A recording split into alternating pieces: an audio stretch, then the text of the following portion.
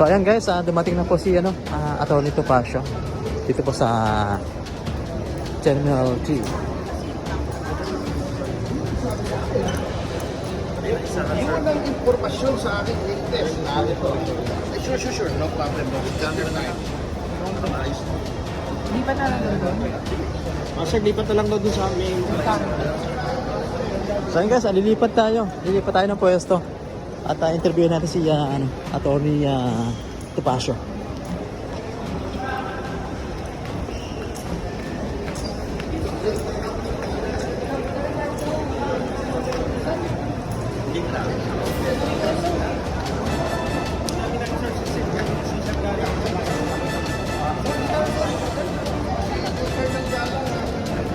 Hindi mo na natin pinasquander.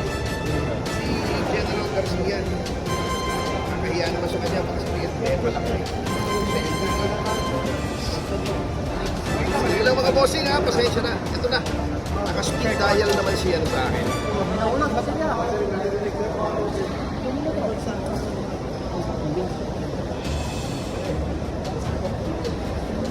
Nagkamali yung press statement ko. Visit nakakahiya. Hindi pala Marine si Air Force. Air Force. Hindi kaya mag-deny siya ng bail. Flight risk eh. Air Force eh. Flight risk. Joke! Ayun naman Sinabi ng General Garcia. Air Force pala, Philippine Air Force. Meron na kami sila interview. Ay, sige. Okay. Dumating, sir. Hindi pa yan. Last na disappoint yan eh. Alas ba? Oo. Siyempre, para hindi may scandal yung pasahero. Kaya chill lang kayo. Malapit yun. Gumanding na ba daw? Hindi yata, sir. 9 ano? Pero anong oras po yun? Delayed daw eh. Alas 11. Hindi, biro na. Divert ko sa Kuala Lumpur. Biro lang kayo naman. Pinigising mo lang kayo. May pagkain dyan. Sige. Yes, sir. Attorney, unang-una, itong process na mangyayari, pagkagaling dito sa airport, ano pa ang mga next na mangyayari? I-turn over ko si General Kopi sa CITU and then diretso for Camp Carinal for processing. And then, of course, ayon po sa rule support, he will be taken to the court that issued the warrant, which is branch 77 po ng lungsod ng Quezon City. So, doon na po ipoprocess ang kanyang bail at hopefully, kung kompletong requirements ay ma-issue na po yung release order with the bail.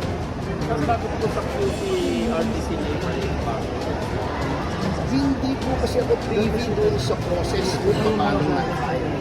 Pero alam nyo, I will just take this opportunity po para pasalamatan ang ating Pangulo, si BBM, sapagkat tinupad niya yung kanyang pangako na may makukulong. Pero mali po yung pinakukulong. Hindi po yung mga nagnanakaw, kundi yung mga nagpuprotesta sa pagnanakaw. So, sir, medyo nagkamali po yata kayo, Mr. President, kung sino man po nag-advise sa inyo na mag-proceed against General Copis na bine-ventilate lamang po naman yan yung sa loobin, karamihan Pilipino. Kung sino man nag-advise po sa inyo doon, bangag po yun. Ang galing po yun nag-advise sa inyo. Sir, may way no kung bakit nasa labas ng bansa si General Copis? Vacation po. That's all I can say kasi he wants his privacy to be respected. Ito po ay arrest kasi kukunin siya rito. Ngunit immaterial naman po kung na-arresto o na-surrender. Ang importante po yung right to post bail ay atin po ma-honor. Do you think, attorney, mahina ba yung kaso para sa inyo? Ayoko magsalita kasi nasa korte na po. That will be sub judice. Ang masasabi ko lang po, to the best of our abilities as lawyers, hindi lang naman po ako abogado, nandiyan po si Atty. Torreon, nandiyan po si Atty. Levy Baligon, we will do our best to defend our case. Attorney, anong reaction ni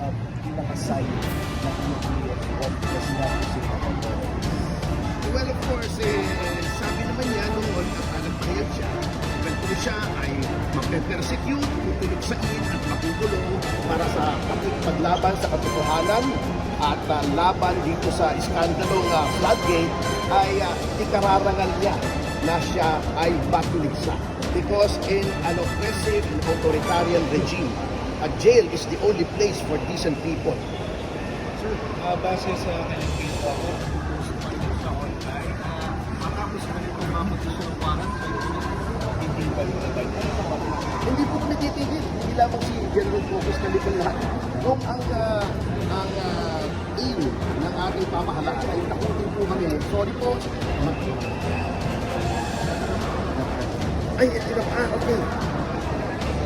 May correction pala. Camp Rame na po dadalhin. I'm sorry. Kasi yun ang last information sa akin. I apologize. Attorney, ano po yung mga naging basis ng kaso kay General Cortez? Yung mga post niya sa social media o yung mga statement niya doon sa mga rally? Yung mga statements po niya. Kasi in-interpret ko na ito daw ay pag-insight o pag-hintayat para ang mga tao ay huwag dalangin ng gobyerno at ang mga ating mga nasa active service na mga opisyal ay i-withdraw yung suporta. Pero ayoko na sana magsalita dyan. Ulit in general terms, kung titignan niyo po, wala pong ganong intensyon at wala pong ganong meaning that should be ascribed to those statements.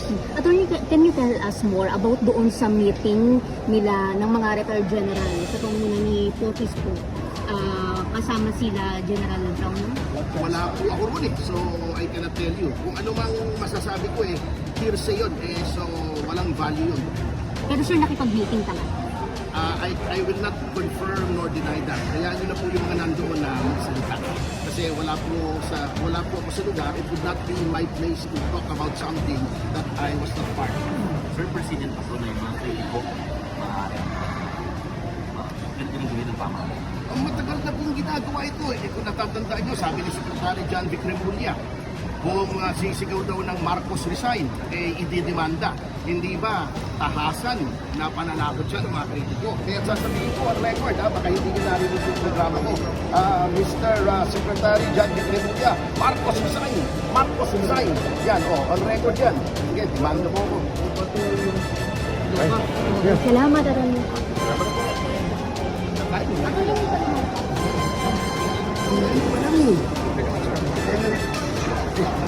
Alam mo ba sa yung mic pa yan?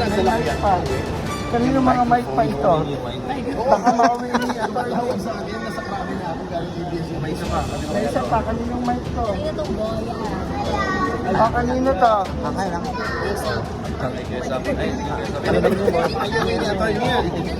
Baka mauwi namin. Diyan ka tuloy.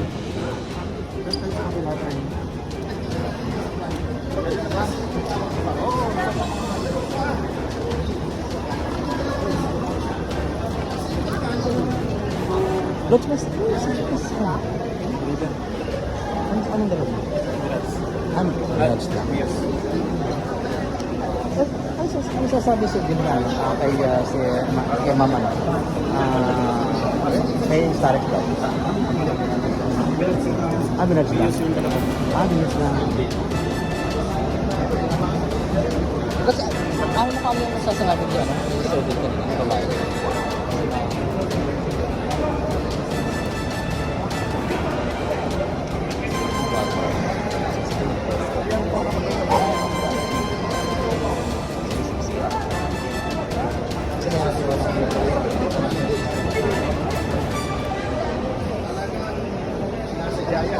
Gusto nilang mapilit for the holidays kasi kaano-kalupit yan.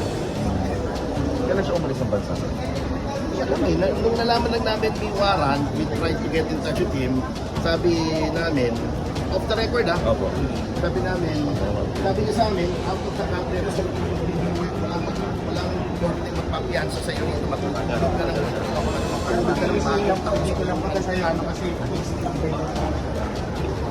Tangkong pa siya dyan.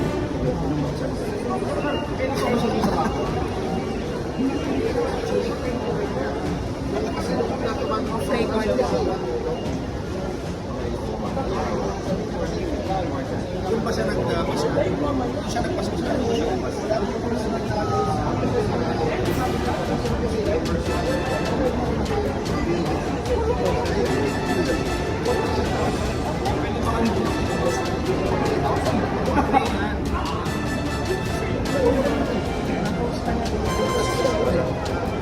merong may GC number